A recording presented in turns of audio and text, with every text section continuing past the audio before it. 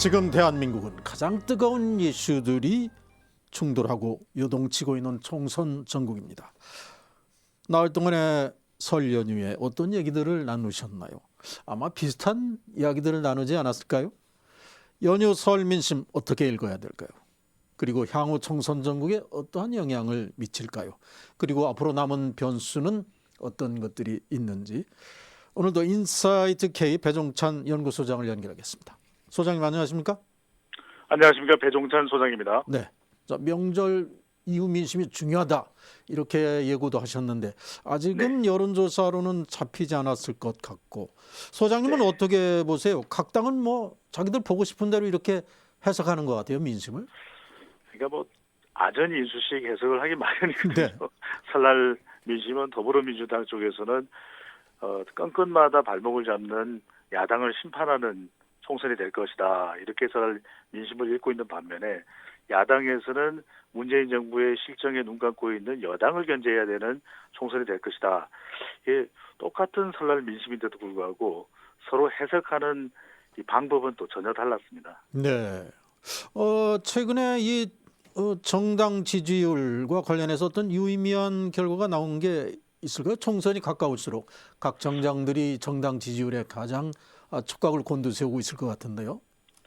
정당 지지율에 아직까지 큰 변화는 없는 네. 것으로 감지되고 있고요. 또 이 조사 결과를 발표한 기관도 있기는 하지만 같은 조사 기관의 추이를 계속해서 읽는 것이 좋을 것으로 판단돼서 네. 오늘은 주로 이 설 전 발표됐던 조사 결과이지만 전국적인 이 민심의 동향을 좀 포괄적으로 읽는 네. 그런 시간을 가져보도록 하겠습니다. 네.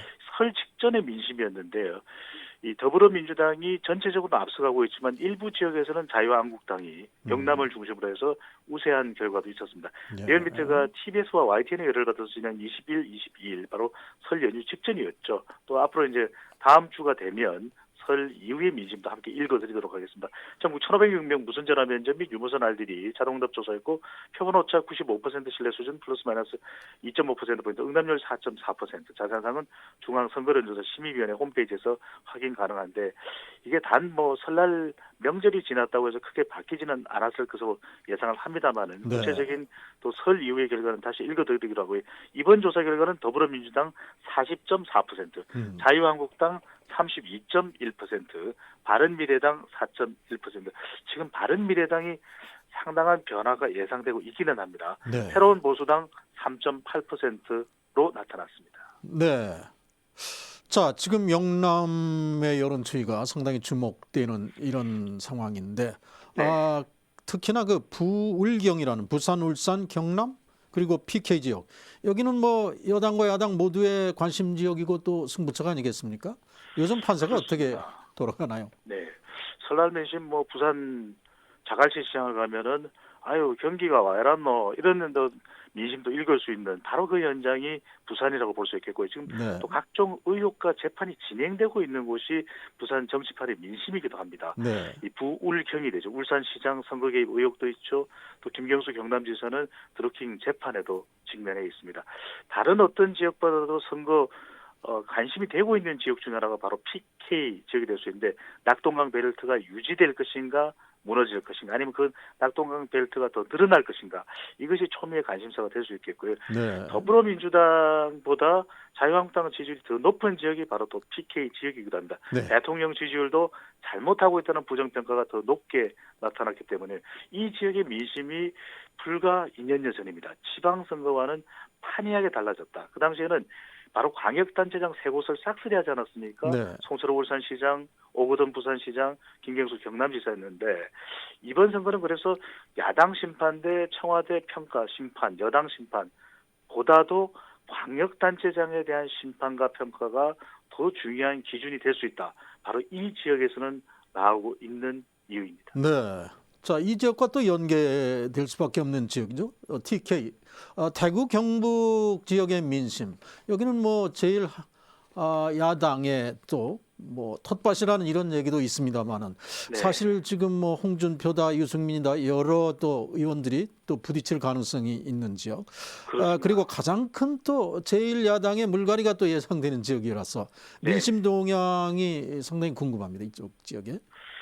지금 보수 통합 논의 과정에서 가장 또 관심을 받을 수밖에 없는 지역이 이 지역이고, 과연 TK 지역의 중진 물갈이가 몇 퍼센트가 되느냐, 이것이 또 초미의 이 관심을 끌고 있거든요. 근데 네네. 이제 정작 그쪽의 민심을 좀 훑어보면 대구 또 경북 조금씩 다르긴 합니다. 경북 지역에서는 약간의 또 현역 의원들이 볼멘 소리가 나오기도 합니다. 네. 이 지역에서 밭을 갈구는 것도 쉽지가 않은데 툭 하면은 대구 경북은 쇄신해야 된다, 둥골 쇄신해야 된다, 이런 이야기가 나오고, 심지어는 100% 물갈이해야 된다, 우리가 뭘 잘못했냐, 이런 이야기가 네. 나오는데, 네. 그럼에도 불구하고 전국적인 총선 판세를 본다면 이 지역 쇄신 안 할 수도 없거든요. 과연 몇 퍼센트를 하느냐, 그리고 잡음을 최소화할 수 있겠느냐, 그리고 과연 새로운 미래당의 유승민 의원은 대구 동구을을 출마하느냐 마느냐, 이런 여러 가지 난마처럼 얽혀 있는 곳이 바로 대구 경북 지역일 수가 있겠습니다. 근데 대구 경북 지역 중에서 이 자유한국당 지지율은 뭐 경북과 대구 모두 조금씩은 올라가고 있는 추세. 지난 지방선거하고는 상당히 또 다르다고 봐야 되겠죠. 근데 네네. 세대별로는 다릅니다. 젊은 세대들은 자유한국당이 텃밭으로 이야기하기는 또 만 18세까지 포함되는 여론도 고려할 필요가 있겠고요. 또 대구의 몇몇 지역은 더불어민주당 현역 의원들의 경쟁력이 강한 곳 아니겠습니까? 김부겸 의원이 있는 수성갑 지역, 그리고 또 그 외의 몇몇 지역에서는 더불어민주당 또 후보들이 밭을 갈고 왔다. 그렇기 때문에 얼마만큼의 쇄신이 대구 또 경북의 마음을 움직일 수 있겠냐, 이 점이 중요한데, 여기는 가장 중요한 것은 역시 박근혜 전 대통령과 관련된 부분이 어떻게 자리매김되느냐. 그러니까 지금도 소통합이라고 일컫는 자유한국당과 새로운 보수당의 통합의 1차적 관문이 바로 박근혜 전 대통령 탄핵의 강을 건널 수 있느냐 없느냐가 무엇보다도 중요한 서문시장으로부터 흘러나오는 민심이 되겠습니다. 네. 역시 3년째 감옥에 있는 박근혜 전 대통령 여전히 또 총선 변수로 남아 있습니다. 자, 뭐니 해도 수도권 정당의 지형이 가장 궁금한데, 역시 중도의 표심이 어떻게 움직일까, 여기가 승부처가 될 수 있는 것이죠? 그렇습니다. 수도권은 다른 어떤 지역보다도 선거 구도에 바람을 많이 타는 곳이거든요. 네. 이 각 지역 또 경향 각지로부터 모여든 유권자들이고, 또 출향 인사들도 호남, 영남, 또 중부권 여러 다른 지역으로부터 온 이 민심이 뒤섞인 곳이 바로 수도권입니다. 특히 서울이 그런데 젊은 세대 인구가 많기 때문에 대체적으로는 진보적 또 민주당 성향일 거라고 예상은 하지만, 지금 여러 가지 민생 현안이 녹록지만은 여당 쪽에 또 안아 보이는 것이 이 지역의 총선 전망이라도 볼 수 있겠는데, 12년 전 기억하실 겁니다. 2008년에 한나라당이 전체 이 수도권 111석 중에서 81석을 석권을 냈었거든요. 네. 그런데 지난 4년여 전입니다. 2016년 제20대 총선에서는 더불어민주당이 수도권 의석이 더 늘어났었죠. 그때는 네. 122석 중에서 82석을 석권했거든요. 그러니까 수도권에서 80석이 전국 선거의 승패의 가늠자가 된다.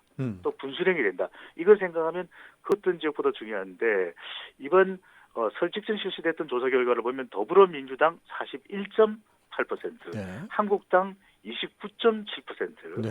이 더불어민주당이 그래도 강세 이기는 한데, 바로 이 지역이 어떤 지역입니까?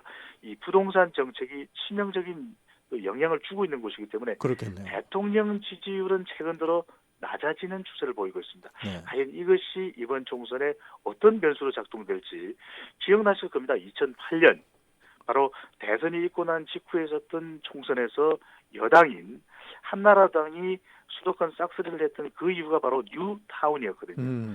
과연 부동산 변수 어떤 영향을 미칠지 지켜봐야 되겠습니다. 예. 자, 이번엔 충청으로 가보죠. 중원을 잡는 자가 최후의 승자가 된다. 자, 이런 말이 명언처럼 나오고 있는데, 자, 충청 민심 동향이 어떨까요? 유현첸크의 그 명언을 들으니 또 한 사람의 이야기가 생각나요. 김종필 총대가 또 충청권 맹주였지 않습니까? 그렇습니다. 우리가 핫바지요, 이런 이야기를 했던 것이 네. 참 머리를 떠나지 않는데, 충청권 표심은 어느 한쪽으로만 흐르지 않습니다. 그래서 여론조사를 할 때도 가장 이 무응답이 많은 곳이 이 일반적으로 또 충청권이기도 합니다. 그래서 네. 충청권만 조사할 때 힘들다 이런 이야기가 여론조사 전문가들로부터도 나오는데, 정치적 맹주가 없고 지역을 장악하고 있는, 압도적으로 장악하고 있는 정당도 아직까지는 없다고 봐야 될 겁니다. 과거 선거에도 보면요, 1987년 직선제 이후에 말씀하셨던 그 부분이거든요. 충청을 충청을 잡지 못하면 대통령이 되지 못한다. 이것이 하나의 뭐 철칙처럼 돼버렸는데 지난 총선 아직도 기억에 남아 계실 겁니다. 한국당이 이 지역에서 14석, 이 새누리당이 14석, 민주당이 13석으로 의석수가 거의 차이가 없던 곳이 또 충청권이었습니다. 네. 근데 최근 정당 지지율을 보면요. 더불어민주당이 45.4%, 자유한국당이 32.6%인데 이건 전체 수치이고 또 대전 같은 대도시냐, 세종이냐, 또 천안이냐, 그렇지 않고 당진이냐, 서산이냐, 제천이냐, 음성이냐 이거에 따라서 달라지는 것도 온도차가 있는 것이 충청이거든요. 네. 정작 뚜껑을 열어봐야 안다는 이야기가 다시금 되새겨집니다. 자, 그런데 오늘 충청권의 민심을 아주 민감하게 움직일 수도 있는 현안 하나가 발생한 것이 지금 네, 우한시에 우리 교민을 국내로 송환하기로 했는데 이 격리 수용 지역을 충북 진천과 충남 아산 지역으로 정했습니다. 그리고 당초에 그렇습니다. 애초에 천안으로 알려지면서 여기에서 반발이 일어나자 장소를 바꾼 것인 것 같은데 여기에서 그렇습니다. 오늘 주민들이 뭐 농기계를 동원하고 진입로를 막고 벌써 집회를 시작하는데 이것이 총선 민심과 무관하지 않을 것으로 보입니다. 이 코로나 변수를 어떻게 보십니까? 총선. 코로나 바이러스 자체가 총선 이슈와 무관치 않습니다. 왜냐하면요. 이 총선에서 영향을 줄 수 있는 것이 결과적으로는 정부 여당의 대응 부분과도 연결될 수 있거든요. 네. 정말 중요한 말씀을 주셨습니다. 이것을 과연 우리가 아산이냐, 천안이냐, 진천이냐 이런 또 지역 주민들의 반발을 단순히 너무 야속하다. 우리 국민들이 좀 격리되어 있다는데 왜 그러느냐. 네. 이렇게 이야기하실 수 있지만 지역으로서는 지역 경제에도 타격을 줄 수 있는 것이거든요. 네. 그런 만큼 이것을 우리가 내 뒷마당만 아니면 된다라는 님비 현상에 또 이 발로로 보기보다는 그 지역 주민들을 이해할 필요가 있습니다. 왜 총선이 중요할까요? 방금 말씀드렸습니다. 총선의 민심이 충청권의 민심이 이번 총선 결과에 영향을 줍니다. 그렇다면 이 충청권의 이 격리 장소를 마련하기 위한 정부의 대안 네. 이 부분에 대해서 찬반도 상당히 민감하게 엇갈릴 겁니다. 전국적으로는. 그런데 중요한 것은 바로 이 민심은 앞으로 3개월여 뒤 총선에서 투표로 연결될 가능성이 상당히 높습니다. 이 서운한 마음을 바로 표현하기보다는 아까도 말씀드렸죠. 여론조사를 해도 이 반응이 묻어나지 않는 경우가 많습니다. 꽁꽁꽁꽁 숨겨두고 있다가 총선 때 정부가 너무해요 이러면서 투표를 하는 경우에 그것을 막을 재간은 없는 것이거든요. 네. 이 신종 코로나 바이러스와 관련해서 뭐 잠시 뒤에 시간이 되면 소개를 해드리겠습니다. 빅데이터 분석도 있는데 세 가지 측면에서 간단히 소개해 주시죠. 네. 바로 소개를 해드릴까요? 네. 네. 소셜 매트릭스 인사이트에 이 신종 코로나 바이러스라는 검색어를 넣어서 빅데이터 분석을 해봤습니다. 이 우리 국민들의 관심도가요. 지금 다른 어떤 것보다도 압도적으로 최근 들어서 높게 나타났습니다. 이것이 계속 또 지속되고 있다라는 것도 이 빅데이터 분석상 상당히 유례가 없는 그런 상황이기도 하고요. 관련된 연관어들을 보면은 아주 공포감에 지금 질려 있습니다. 폐렴, 중국 바이러스, 심지어는 정부 이야기가 나옵니다. 네. 또 환자, 또 감염, 중국인 포비아 이야기가 나오고 차이나 쇼크 이야기가 나오거든요. 이것이 단순히 또 행정적인 문제, 방역 체계의 문제, 의료상의 문제라고 하면은 그냥 우리가 어느 정도 선에서 일단락될 수 있지만 상반기에 이 이슈가 두세 달만 지속되더라도 우리 경제에 미치는 파급 효과가 적지 않을 겁니다. 지역 축제도 한창 진행되고 있는 곳도 있고 또 봄이 되면은 지역 축제가 활성화되는데 그 인근에 있는 충청권의 반발은 감히 그 추정이나 측정하기조차 쉽지는 않아 보입니다. 아까도 말씀드렸죠. 특히 이 경우에 우리가 이 중도층의 표심도 경제에 미치는 영향이 있다면 흔들릴 수가 있는 것이거든요. 물론 이것이 어느 특정 정치 세력에만 유리하다, 불리하다 이렇게 단정 지을 수는 없고 미치는 영향의 정도도 어느 정도인지는 알 수가 없습니다. 그런데 감성 분석상으로 보면 빅데이터에서 계속해서 부정적으로 나타나고 있다는 것. 감성 분석이 중요한 것은 과연 어떤 단어가 가장 이 강하게 각인되고 있는 것인데 감염되다 그리고 위험하다 혐오 이것이 집중되고 있다는 것도 단순히 이것이 2월 말에 그칠까요? 3월 초에 그칠까요? 그것이 아니라 지속적인 파장은 총선의 표심으로 나타날 가능성도 배제할 수는 없어 보입니다.